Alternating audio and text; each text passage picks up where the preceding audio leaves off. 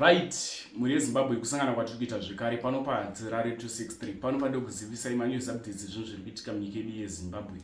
Kana uchiri munyowani pathis YouTube channel, subscribe mahara utena on the notification bell kuti pese panichange chidzoka neamwe manews updates uchange uri munhu wekutanga unge uchimaona. Muri yeZimbabwe update yandinayo update iyo yemushandi uyo aishandira gogo nevamwe sekuru kuChinhoi. Uyo avauraya akabva amhanya kun'anga achida kunoita zvaida kunoita. Da kusiya muchinzwa update ivideo. Wapedza kunzwa update like this video wakawanza likes ndichakasika kukupai part 2 yenyaya iyi kana kukanda imwe new update iri kupisa zvamanje manje. Saka ndatiwanzei likes share this video kune amani shamwari. Nemusi weMonday kumapast 12 PM ndine munhu akauya kumba ineni semunhu anga asingazivi sachiremba. Asvika pamba akanoka pagedhe inini ndobva ndabuda panze ndokunzwa achideedza sekuru ndobva ndadaira. Akauya nemurume wanga ainaye aimuratidza semunhu aitanga abvunza kuti anoda munhu anomubatsira. Asvika pamba akandowana mumatare mandoitira matare makawaridzwa ndokupinda naye. Chii muzukuru chanetsa nchimubvunza akantaura kuti sekuru ndine munin'ina wangu akauraya munhu ari kushamba along Bindura Road. Ndikati saka wangu ati kudii muzukuru? Akati sekuru muchindoona ndauya ndaona kuti ngozi ingazotinetsa ikaparira vanhu vakawanda, so ndachida kuti sekuru munhu uyu atsipikwe asateverera nemhuri. Ini ndikati zvakanaka mwanangu, asi zvaunofanira kuita iwewe, munhu iye anofanira kunge ari panapa kuitira kuti timubatsire, because process yandinoshandisa inini ndofanira kubva nemi pano ndoenda nemi kune makuva asati ari erudzi rwenyu ndinokubatsirira ikoko. Ndo kwandichatsipika mhepo iyoyo yemufi ndichiisa pane umwe mufi. So ndichiri kutaura naye ndoona sekuti mashoko andakamuudza akaita sekunge akamuremera. Ndokubva achindiudza kuti sekuru ndini ndauraya munhu sekuru. Ndikati okay, zvakanaka muzukuru, wamuurayira kupi? Zvikanzi ndimaitaero. Saka ndirimo matara handina kuda kupanika, ndakatanga kufunga zvinhu zvakawanda kuti munhu uyu achitaura kudai anogona kunge aine pfuti whatever zvaanenge anazvo. Ndakabva ndamuti alright muzukuru, zvakanaka, saka mota yaunayo iri kupi iwe? Akati mota yandinayo inofanira ndaisiya kuzasi uko kuroad. Ndikati aiwa, iwe chienda kunotora mota uye naye papi? Panapa shuwa akabuda nchida kutraya kuti ndichitsvaga kuti ndingaita sei kuti munhu uyu abatwa ari paground. Aenda kunotora mota, haana kuita 30 minutes akabva adzoka. Adzoka aine mota akati ndoona sekuti murume uyu ndakamutarira anga asingakwanisi kuti kudhiraivha mota, because yakachinyarara mota kuda kusvika padhuze nepamba pangu.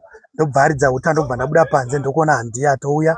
Zvikanzi sekuru ndauya asi mota handisi kukwanisa kudhiraivha. Ndikati mota ngatichiipinza mugedhi, handingakubatsiri mota iri panze. So ndakapinza mota mugedhi, ndakanga ndada kuidhiraivha mota iya ndokuipinza mugedhi mangu. Ndobva ndati ngativhare gedhi, ndobva tarivhara. So tirimo mumba ndakabva ndachimuti muzukuru, nyaya yaunoita panapa iwe unofanira kuchienda kujunction kwabva uko ndaukupa mushonga wekuti unogeza tisati taita basa rangu rese. Unofanira kunogeza kuita kusuka ropa repasi, zvinhu zvisarambe zvichikutevera izvi. So ndakabva ndabuda panze ndokumusiya rumatare, ndobva ndanokora ivhu ndobva ndaisa mubhaketi. Saka yese munhu aida kubatsirwa ana zvaiona kuti ndatora ivhu kana ndatorei, ndakabva ndamupa bhaketi riya. Saka paaifamba pane 8 to 700 meters kuenda kwaaifanira kuenda. Saka ndatarira mameters iwayo ndakaona kuti ini ndogona kubuda futi pamba ndofonera kansela kuti akasike kuuya paground. So shuwa akabuda akaenda, ndikanotaura kuti haiko zvino afamba. Ndokubuda inini panze ndokuenda outside of the road, ndokubva ndanofona ndiriko. Ndafonera kansela nyaya iri panapa ndeyekuti maitairo vaurawa, asi munhu amuuraya ndinotori naye. Saka please tingaita sei kansela kuti munhu aite sei abatwe? Kansela vakabva vanditi alright sekuru chiregai ndono ndingaita sei. So ndakapa patient kuna kansela kuti vanokasika kuita sei kuuya. Ini ndokuchidzokera kumba, ndichidzokera ndakabva ndaona light richiuya, ndikatoziva kuti ndiye akudzoka. Ndakabva ndapinda naye mumatare. Ndikati muzukuru, nyaya iripo. Ini ndandisabvunduka maenda kuti nyaya iripo, ndanda kutotyawo futi kuti nyaya iripo, uyu munhu uyu nekutaura kwaari kuita nezvinhu zvandadongorera mota mawandiro azvakaita anogona kunge aine pfuti chete, but akanga ari wani. So ndataura naye. Mota mamine malon mower zvakawanda, machira, zvakawandisa, nemasimbi-simbi nemabhatiri anga arimo mumota. So ini ndobva ndamuti right, muzukuru, nyaya iri panapa, iwewe unotofanira kutogezwa makuseni-seni, kusuka ropa ravadeura. Asi pari zvino, sezvo ndatenda unogeza ndeungotsiura mhepo kuti zvinhu zvisakuita sei, zvisakuteverere. So inini zvandakuita muzukuru, iwewe chienda unovhura gedhe. Ndichifunga kuti pamwe kuvhura kwatichaita gedhe, kansela vanenge vapapi padhuze, because naisoda kuti aone kuti inini ndine movement yandiri kuita sei, yandiri kuita. So inini mota iye akatadza kuirevhesa, ndobva ndapinda mumota me, ndokurevhesa mota, ndokubuda panze, ndokubva ndamisa mota, ndobva ndachiuya muzukuru pai pamota ndichitarirawo kuti kansela vaapapi. So ndakabva ndati, muzukuru, zvaunoita chifamba shoma shoma, tarira panapa pane makoronga, ukafambisa iwo hazviite sei. Asi please makuseni muzukuru, unofanira kuya makuseni-seni, because ukaya makuseni-seni ndopa ndichabuda newe tonanga kumakuva makuseni, ndoziva kuti hapana vanhu vanenge vakufamba wakaita sei. Vakwana ndopa tonotora ivhura ndichafuratidza vanhu vapi ava. Saka takabva tawirirana, ndobva ndamuti inini kuti ndiite basa rese ndoda $1,500. Akati sekuru, mari makuseni ndinenge ndanayo, ndinoita sei, ndinouya. So achibuda nemota afamba almost 100 meters, ndakaona kuti aiko zvino even pamavhiew mirror achandiita sei, because papa nemakona. Ini ndopa ndakachibuda ndokurova ndakananga kwamba kwakansela. Ndopa ndakachizonosangana nakansela ndakuvarondedzera, ndakati kansela ngatimhanye. Kusvika tazobuda nemota, kuchitevera kansela ndokufonera dispo, ndokuenda kuya ndokunokurukura navo, asi murodhi hatina kusangana naye. Right. Sekuru, ndine zvandiroda kubvunza. Pane pamamuchitsanangura zvinoitika here zvekuti munhu anotsipikika mweya wake kana achinga apa? Munhu anotsipikika. Even atadzirwa anotsipikika. Right. Mhuri yeZimbabwe iri kuti kutendai kumativi manayo nyika nebasa ramakabata rekuti makaona kuti izvi zvinhu zvakashata zvakaitika. Kudei anga ari munhu wamamusingazivi, maitsipika here sekuru? Inini zvakangonangana neropa kubva mhepo ichiuya pandiri. Baba vangu vari vapenyu. Baba it's 1908, vakashayika 2017, vari chiremba, neno ndapinda muministry yeuchiremba. Vaingondiudza kuti mwanangu, zvinhu zvakanangana neropa unopedza mhuri. Saka ndisingakwanisi. That's why chero achitotaura nyaya yake haenda ndatove out, but kuti ndichimuratidza kuti I'm out for you zvasaiti, nokuti ndaitya kuti anogona kundiuraya kana kuti ane chimwe chinhu chinoita sei, because anenge achitoziva kuti ndindaziva information. Baba, pane nyaya yamadzidzisa imimi pamamuchitsanangura yamadzidzisa, mukati akasvika makadzikama imi hamuna kurasira kufunduka. Dzidziso yamuinayo kumhuri yeZimbabwe takatarisana nezvitiko zvakadai, nekuti inini ndinowo shumbakadzi munosvika achindudza ndauraya munhu ndototanga kutotiza nekuti asinyore dzidziso yamuinayo, nekuti magara mukusangana nevanhu vari kuita zvakawanda mukati menyika yeZimbabwe. Inini ndiri kuti sematraditional healers, angava maprofita, whatever, ndiri kuti zvinhu zvakanangana neropa hatifaniri kunge tichipinda mazviri, nokuti isusu tiri vanhu vetsika dzepasi chigare, tinofanira kutonunura kana kutsiura zvakanangana neropa kuti hazvifaniri kuitika sevabatsiri. Hatifaniri kuti pese patinenge tiri, kunyange paine mari yakawanda sei, ini ndofarira mari. Uyu afa anogona kundipedzera mhuri nokuti ndafarira mari, saka ndichapedzesa mhuri. Saka chinhu chiripo, mari yese inonakidza mhuri yangu, ndichidya yabva muruoko rwakanaka, noti rune ropa. Sekuru, kune vakawanda vatibata vachiti varoda kutitendai nezvamakaita. Izvozvo chete zvamakaita, vanokubata ipapi? Namba dzenyika muresipa? It's 0777 32 99 22. So number dzobudisa kuti Jonas Chuma. 0777 32 99 22. Dzobudisa kuti Jonas Chuma. Tinoramba tichingoti nematambudziko sekuru. Ndinokumbirawo kuti mumbotidzidzisirawo nyika, ndimi vanzwe vemweya, vafambisi vedare repasi, mumbotidzidzisirawo nyika takananga nemaringe nezviri kuitwa nevanhu vari kuzviti vanorapa nevanorapa vachona. Taona nyika yaperera mumvura. Vana manjuzu modzwai musuro ndizvoro papana tateguru chino vakatonira zvakare mumvura, variwo vainonyika vanhu vakafiramo. Tokumbira mudzidzisi, chii chinombudza manjuzu uye chii chiri kunyazoitika? Takatarisana nedare remanjuzu. Dare remanjuzu zvinhu zvakagara zviripo kungoti zvakanga zvisingabudi, haisi tribe yedu semazimbabweni, zvinhu zvekunze kwenyika zvisati zviri zvedu. Isusu tiri vanhu vanoomberera mudzimu. Hakuna oraiti toti munhu wenjuzu ari kuti ndine njuzu anoombererwa nani, because patsika dzedu mhepo yauya ida kubatsira vanhu. Handiti ndizvonai, tinowaridza mhasa kana ari manheru, todedza mhepo kana iri yedzinza asekuru woye, gogo woye, tatikumbira kuti zvakuitika umusha hatichazivi. Handiti ndizvonai, vokumbirira, vanokumbirira vachidana mhepo iya youya even kunze kwakuedza. Iyi inokumbirwa ichinzi kudii? Imhepo inenge yakaberekwa nedzinza. Hatigoni kuti zvakashata, but paripo patiri kupinda patisingakwanisi kupinda pakunouchirira zvinhu zvisati zviri zvedu. Kana iri mhepo chaiyo yenjuzi yauya pamunhu, handiti ndizvonai, inofanira kutaura yega, noti kuti yoya pandiri ndoti ndoda kunokukumbirira, chandokukumbirira ndine rudzi nayo here? Ndo dambudziko ravepo iroro. Because mukatarira vese vari kuuya vakapoterwa nemhepo idzodzo, kana vachienda kunana chiremba unonzwa munhu achiti anga muprofita, ndoda kunokukumbirirai. Chaanokumbirira kumunhu asati ari wedzinza rake chii? Uyezve kana mhepo yauya, handiti ndizvonai, inofanira kuuya yega yotaura zvaita kuti iuye, yoburitsa zvaita kuti iuye, kwete kuti ndiikumbirire. Kana yauya, nidhi yekuikumbirira ndeyei? Hakuna nidhi yekuikumbirira. Changu ndinenge ndiri sawira mhepo yauya ya asawira ndimauya, chii chamboitika kuti muuye? Pamwe dzimwe mhepo chamusiri kunzwisa panyaya dzemhepo, imwe mhepo inouya iri ngozi kuti musha menyu imi makaurawa munhu, asi ngozi yayo chinetsa yobudira pamwana chero womusha, moita sokunge mudzimu wabuda. Saka mufanira kunzwisa kuti mhepo yauya ndeyedzinza here, yakambomira sei? Because hakuna dzinza risina nhoroondo. Saka imwe mhepo inogona kutouya iri ngozi, iri kuda kutopotera kuti aiwa ini ndakaurawa so mudzinza tarai rapera, chidai ichida kutouchirira tisingazivi kuti kuchirira ngozi mukati memusha.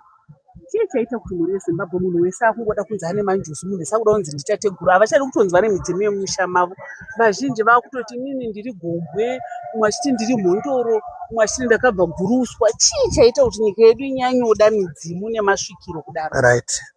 Zvinoitika ndezvekuti ndoda kuti tange ndisati ndataura zvakawanda, ngatitarisei panyaya yebute.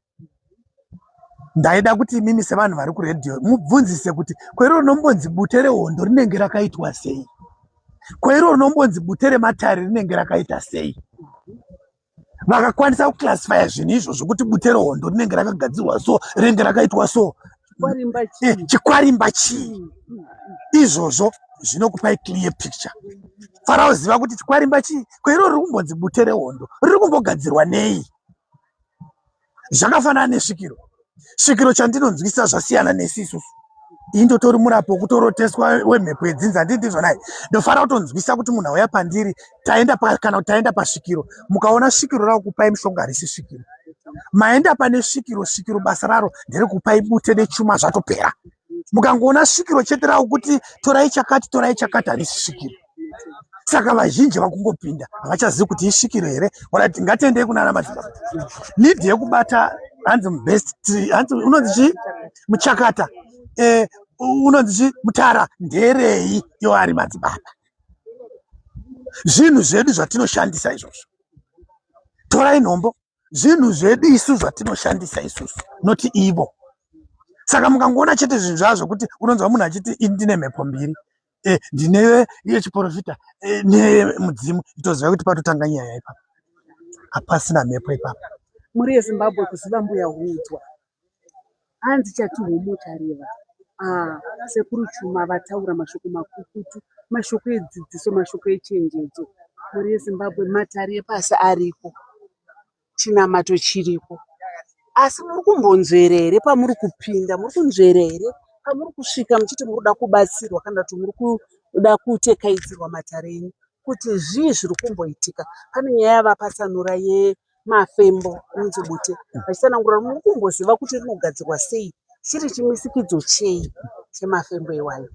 Aiwa, mashoko enyu ekupisa zvakanangana nenyaya yebute iyi, nekuti bute kamwana kadikikisi unoona kari kusvuta bute, vanozora mafuta ekutsvukisa vari kusvuta bute, vanodai wese anenge achingohotsira achingoti ndine njuzu yangu, ndina mbuya achingoti muchembere, wangoona angoita rasta akundi muchembere, angodai akutozviti sekuru akutotaurira mumhino nekuzara bute. chiche mashoko enyedzi. Dambudziko raveko nderekuti pane vanhu vanoda mari zvakafanana neni Sachiremba.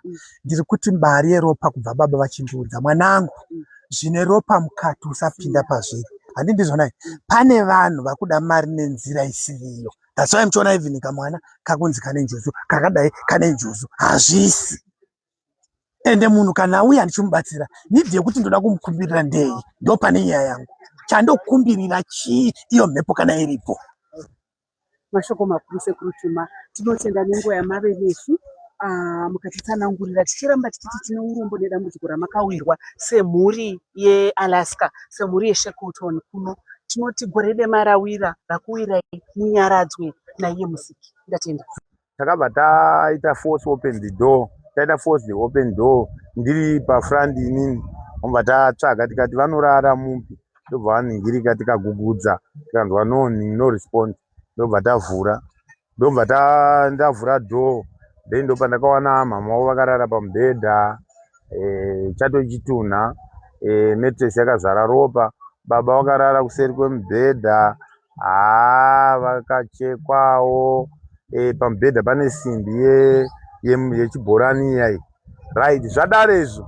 Ndo patakazofonera vakuru vemapurisa dispo ndivaudza kuti zvinhu zviya zvaitika ichokwadi, but kune mabodies too yababa neamai. Ndo pakazoita kumhanya. Then mukomana takamubvunza tikaiwe pazvaitika zvazviri wanga uri kupi. Zvikanzi no, ini pandabva kumombe. Mukomana anditora akati hende yekupi? Hende iri kureva kuti uyu culprit. Hende yekupi? Hende yekusheketo ndokutengera doro. Inose munhu anomwa doro iroro ratondiparira. Handifungi ndicharimwa. Akabvuma ndokuinda kusheketoni kuya. Hanzi vasvika musheketoni akambotora 30 minutes ari asipo ndokuzoya nemasupa ake 3. Handokunditengera akati uchirega kudzokera iwewe ndoya ndokutora.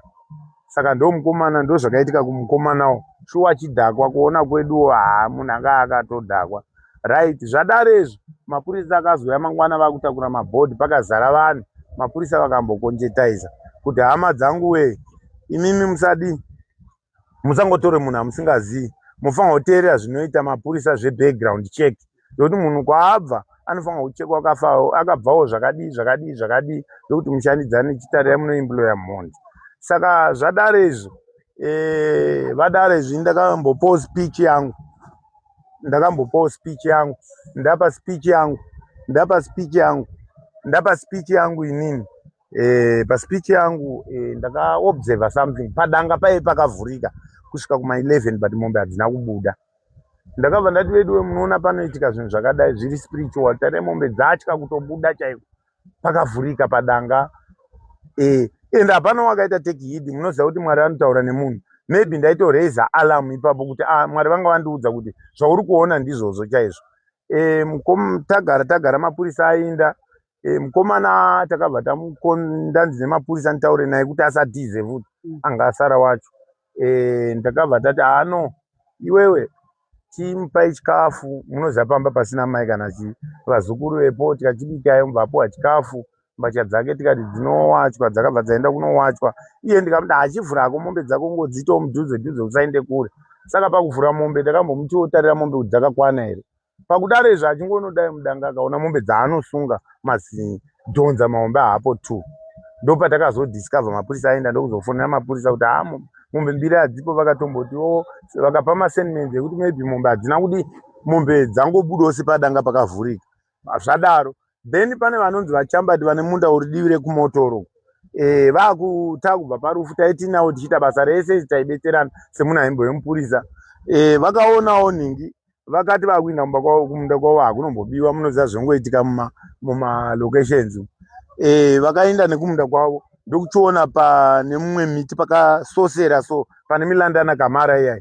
Ndobva vaona miti iri kuzunzika vakati itsoko. Ndokutarira vakati imombe idzo.